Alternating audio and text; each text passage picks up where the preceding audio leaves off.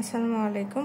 আজকে আমরা যে টপিকস নিয়ে আলোচনা করব সেটা হচ্ছে ধাতুর কার্বনিল কি এর প্রস্তুতি গঠন আলোচনা করা এই সম্পর্কে। প্রথমেই আসি ধাতু কার্বনিল বলতে আমরা কি বুঝি বলতো।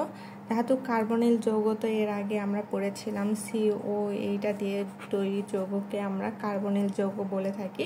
ধাতু কার্বনিল যৌগ ঠিক একই রকম। ধাতুর কার্বনিল হলো ধাতুই এবং কার্বন মিলে ধাতু এবং কার্বন মনোক্সাইড মিলে যে যৌগটা তৈরি করে সেটাই হচ্ছে আমার ধাতুর কার্বনিল যৌগ।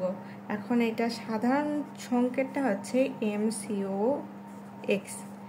এম দ্বারা আমরা সাধারণভাবে আগেও বলছি এখনও বলছি, এম দ্বারা আমরা কি বুঝি বলতো ধাতু, আর কার্বন মনোক্সাইড তো আমরা বুঝি কার্বন মনোক্সাইড। আর এক্স দ্বারা শুধুমাত্র আমাদের চেঞ্জেবল, মানে এই এক্স এর মান 1 হতে পারে, 2 হতে পারে, 3 হতে পারে, 4 হতে পারে বা এক্সেট্রা এক্সেট্রা যে কোনো কিছু হতে পারে। এখন ধাতুর কার্বনের সময়ের উদাহরণ হিসাবে আমরা যেগুলো দিতে পারি সেগুলো হচ্ছে নিকেল টেট্রা কার্বনিল NiCO4, এটা হচ্ছে নিকেল টেট্রা কার্বনিল। আবার হতে পারে iron penta carbonyl iron 5 penta carbonyl. আবার হতে পারে ক্রোমিয়াম হেক্সা কার্বনিল CrCO6। এই যে এগুলোর মান আমাদের চেঞ্জেবল, কখনো 4, কখনো 5, কখনো 6, তাহলে এক্স এর মান চেঞ্জ হয়। তাহলে ধাতুর কার্বনিল বলতে আমরা কি বুঝি বলতো। ধাতুর কার্বনিল হলো ধাতু এবং কার্বন মনোক্সাইডের যৌগ, যেখানে আমাদের কার্বন মনোক্সাইড এবং ধাতু যে কোনো ধাতু মিশ্রিত হয়ে একটা যৌগ গঠন করে, সেটাকে আমরা ধাতু কার্বনিল বলে থাকি। এখন আসি এর প্রস্তুতি। ধাতুর প্রস্তুতি বা আমাদের ধাতু কার্বনিল প্রস্তুতি আমরা কিভাবে করতে পারি তার মধ্যে আমরা 2টা পয়েন্ট দেখানোর চেষ্টা করব। তাহলে ধাতুর কার্বনিল নিম্নলিখিতভাবে প্রস্তুত করা যায়। কিভাবে দেখো তো। সাধারণতভাবে সাধারণ তাপমাত্রা এবং চাপে সক্রিয় নিকেল ধাতুর সাথে কার্বন মনোক্সাইড গ্যাস সরাসরি বিক্রিয়া করে আমাদের নিকেল টেট্রা কার্বনিল যৌগ উৎপন্ন করে। সেটা কিভাবে বলছে আমাদের সাধারণ তাপমাত্রায়, যে কোনো তাপমাত্রায় আমাদের নিকেলের সাথে আমাদের ধাতুর কার্বনের 4 অণু কার্বনিল যৌগ মিশ্রিত করে দিলাম।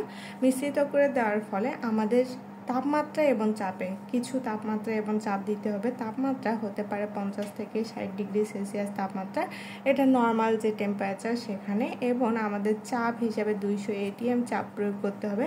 তাহলে আমাদের তৈরি হয়ে যাবে কি বলতো নিকেল টেট্রা কার্বনিল NiCO4।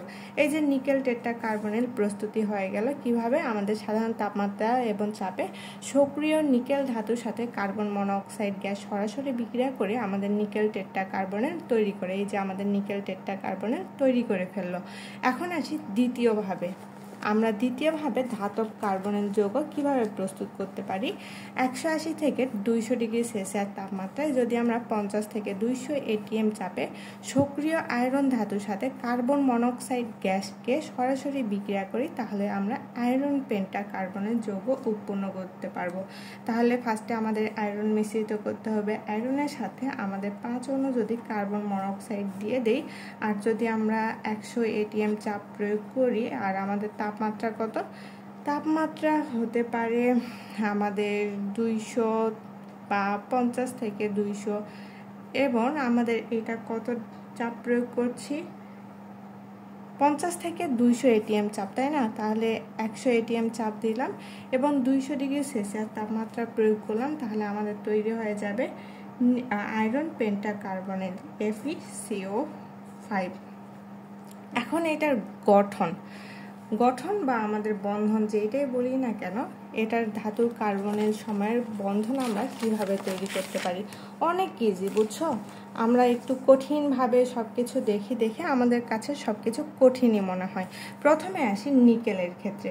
দেখো নিকেলের ক্ষেত্রে যদি আমরা নিকেল নিয়ে একটু কথা বলি, নিকেলের সাধারণভাবে আমরা যদি ইলেকট্রন বিন্যাসটা দেখানোর চেষ্টা করি, নিকেলের সর্বশেষ কক্ষপথে যে ইলেকট্রন বিন্যাসটা সেটা কীরকম বলতো, আর্গন, তারপরে 3d8 4s2, তোমরা একটু ইলেকট্রন বিন্যাসটা করে নিবা, কারণ তোমরা বড় হইছো, এই সময় আমার সব কিছু ডিটেলসে বোঝানো সম্ভব না, বুঝছো। যদি একান্তই প্রবলেম মনে হয় তাহলে আমি বুঝে দিব, সমস্যা নাই। এখন এই যে দেখো এই ইলেকট্রনটা আছে, ইলেকট্রন বিন্যাসটা সর্বশেষ কক্ষপথে। আমরা তো সবসময় সর্বশেষ কক্ষপথ নিয়ে সব কিছু কাজ করি, তাই না?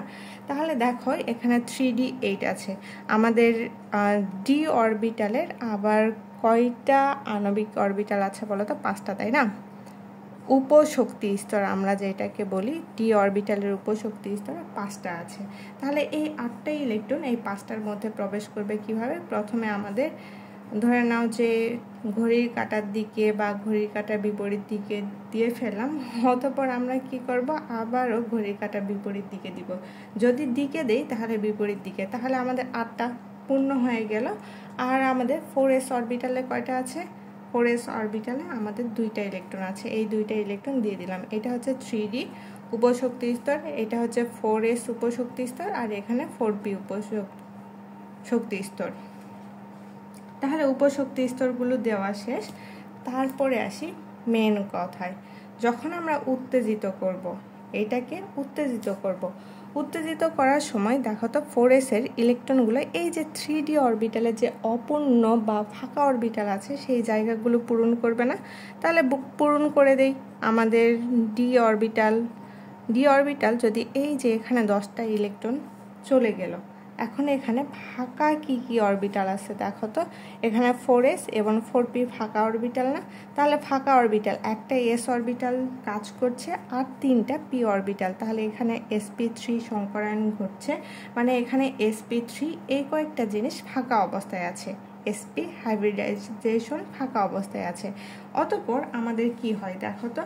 এই যে আমাদের সংকরিত অবস্থায়, সংকরিত মানে তো আমরা বুঝি যে সংকরজাত সব কিছু মিলে নতুন কোনো কিছু তৈরি হবে, এমন কিছুই তো বুঝি, তাই না?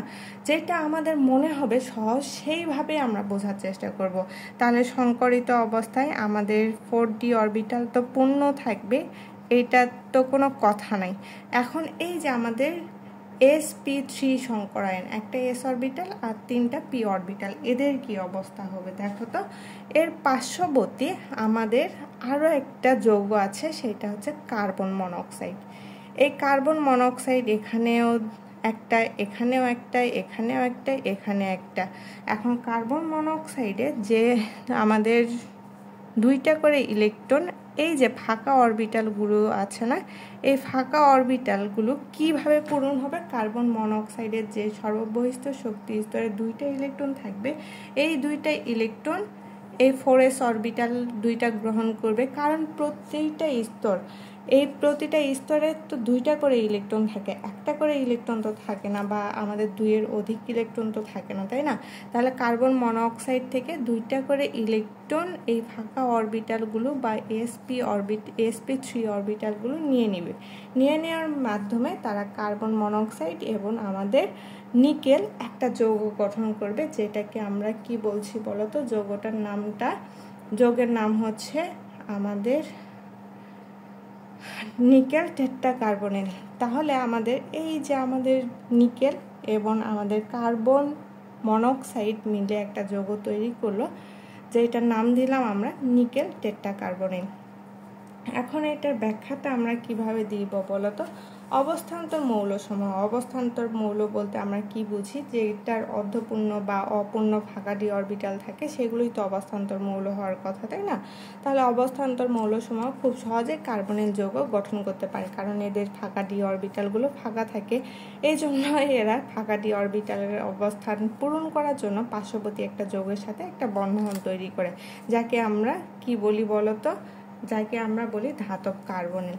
তাহলে কারণ এদের ফাঁকা ডি অরবিটাল রয়েছে, ওই যে আমি যে কথাটা বললাম সেটা, ফাঁকা ডি অরবিটাল রয়েছে, এতে এরা দানকৃত ইলেকট্রন জোড় গঠন করতে পারে।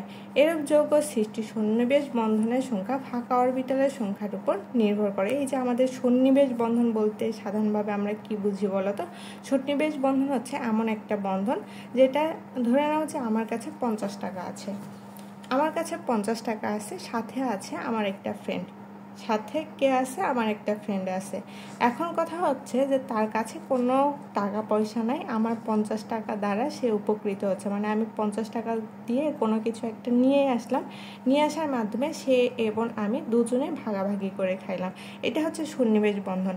এই যে আমাদের নিকেল টেট্রা কার্বনিলেও এই সন্নিবেশ বন্ধন ঘটেছে কেমনে, যে নিকেল শুধুমাত্র কার্বনের থেকে, কার্বনিল যৌগের থেকে বা কার্বন মনোক্সাইডের থেকে ইলেকট্রন নিচ্ছে, নেওয়ার মাধ্যমে তার ফাঁকা অরবিটালগুলো সে পূরণ করার চেষ্টা করছে। তাহলে এখানে আমাদের কি ঘটে, এরূপ যৌগে সন্নিবেশ বন্ধনের সংখ্যা ফাঁকা অরবিটালের সংখ্যার উপর নির্ভর করে। এই যে আমাদের ফাঁকা অরবিটাল কয়টা আছে তার উপর বেস করে আমাদের এই অরবিটালগুলো পূরণ হয়ে যায়।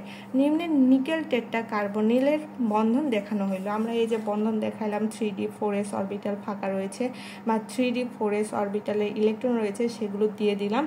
তোমরা একটু ভালো করে দিয়ে দিবা। তারপরে দেখো এখানে আমাদের কি ঘটে, ফাঁকা তো 4s শুধুমাত্র না, 4s এর সাথে আমাদের 4p থাকে, 4p লিখে ফেললাম। এখন উত্তেজিত অবস্থায় ইলেকট্রন বিন্যাস করার ফলে আমাদের ইলেকট্রনগুলো ডি অরবিটালে প্রবেশ করলো, ডি অরবিটালে প্রবেশ করার ফলে আমাদের এখানে 4s এবং 4p উভয়টাই ফাঁকা রয়ে গেল, মানে sp3 সংকরায়িত ঘটলো। এখন সংকরিত অবস্থায় কি হবে, এখানে তো আমাদের ফিল আপ হয়ে যাবে। কার্বন মনোক্সাইড কি করবে, এখানে ইলেকট্রন দিবে, ফাঁকা অরবিটালগুলোতে ইলেকট্রন দান করে দিবে। নিকেলের 4s অরবিটালের ইলেকট্রন উত্তেজিত অবস্থায় 3d অরবিটালে চলে যায়। নিকেলের কি হয়, 4s অরবিটালের ইলেকট্রন উত্তেজিত অবস্থায় 3d অরবিটালে চলে যায়। এতে 4s এবং 4p অরবিটালে একত্রিত হয়ে 4টি খালি sp3 সংকর অরবিটাল গঠন করে। এই জন্য নিকেল টেট্রা কার্বনের চতুস্তলকীয় আকৃতির। কিভাবে চতুস্তলকীয় আকৃতির একটু দেখানোর চেষ্টা করি।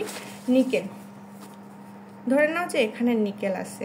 এখন কথা হচ্ছে আমরা ভাস্কার তত্ত্ব অনুসারে জানি যে কোন একটা যৌগ থেকে বন্ড পেয়ার ইলেকট্রন মিনিমাম কিছু ডিস্টেন্সে থাকে। তাহলে এখানে যদি একটা কার্বন মনোক্সাইড যৌগ দেই, তাহলে তার অনেকটা দূরে আরও একটা কার্বন মনোক্সাইড যৌগ গঠন করবে, কারণ আমাদের এখানে নিকেল টেট্রা কার্বনিলের সংকেত কি NiCO4। তাহলে আমাদের CO কয়টা আছে বা কার্বন মনোক্সাইড আছে 4টা, তাহলে 4টা নিকেলের 4 কর্নারে গিয়ে অবস্থান করবে। এখানে একটা কার্বন মনোক্সাইড, এখানে একটা কার্বন মনোক্সাইড। যদি এগুলো আমি যোগ করে দেই, সেক্ষেত্রে আমাদের একটা কাঠামো তৈরি করবে, যেটাকে আমরা বলি চতুস্তলকীয় কাঠামো। এটাই হচ্ছে আমাদের নিকেলের চতুস্তলকীয় কাঠামো। আর এইটাই আমাদের ধাতু কার্বনিল এবং এর প্রস্তুতি এবং গঠন বা বন্ধন। আসসালামু আলাইকুম।